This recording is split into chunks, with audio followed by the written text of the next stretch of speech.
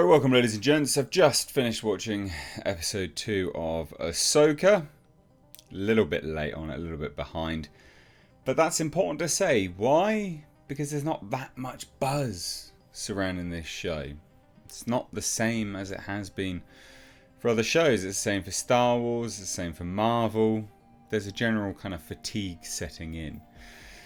And it's because there's been, one after the other significantly deteriorating qualities of series. You get excited, you get burned. You get excited, you get burned. This show, episode 1, I was a bit like, you know what? A hell of a lot of exposition. A lot of exposition dumps and bad writing. Stand by that. And then the highlights, Ray Stevenson. What a tragedy. What an absolute tragedy. If you didn't know, Ray Stevenson, who plays Baylan Skoll, is dead, unfortunately. This is, as far as I'm aware, his last project. And he's someone that, was underutilized in Hollywood. And I feel like this, not that this was his big break, but this could have catapulted him further. And I feel like it's just a massive shame, because his character is great, really compelling. Whenever he's on screen, you want to know more about what's going on in his head, what his thoughts are, who he is, what his background is. It's that sort of charisma, it's that enigmatic sort of figure. And you can't say the same about Sabine. Now, Disney has a habit of doing this, is they will title a show something. Obi-Wan, for instance. The Obi-Wan Kenobi show. But actually, no, it's not. It's a vehicle to tell a story about Reva. Remember? And this is Disney through and through. So even other properties that Disney own. Marvel. Hawkeye. Hawkeye was a vehicle to tell a story about not Hawkeye. Ahsoka seems to be a vehicle to tell a story about Sabine Wren, not Ahsoka.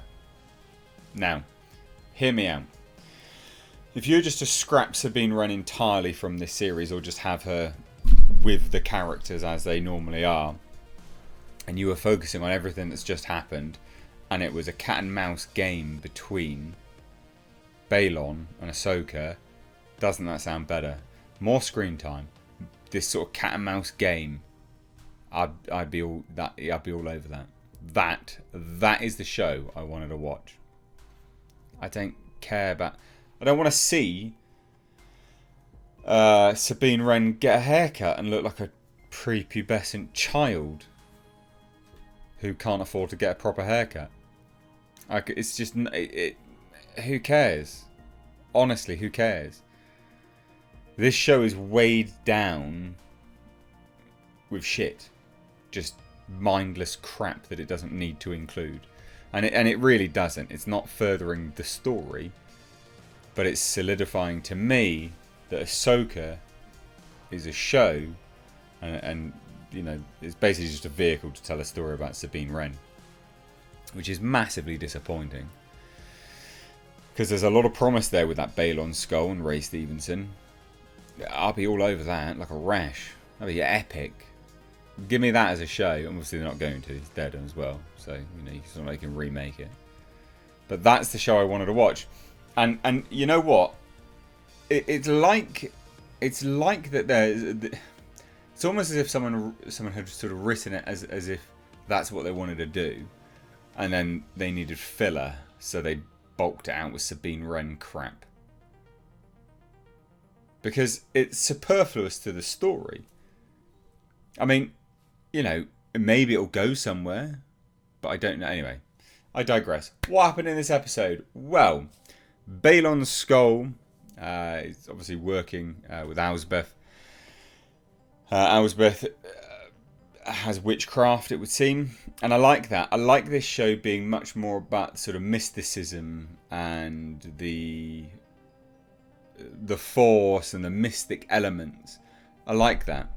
I actually am quite appreciative of that. So Baylan Skoll puts the key on some far distant planet, and basically it's almost like a keystone, so it lights up and shows the way to the distant galaxy where Grand Admiral Thrawn is.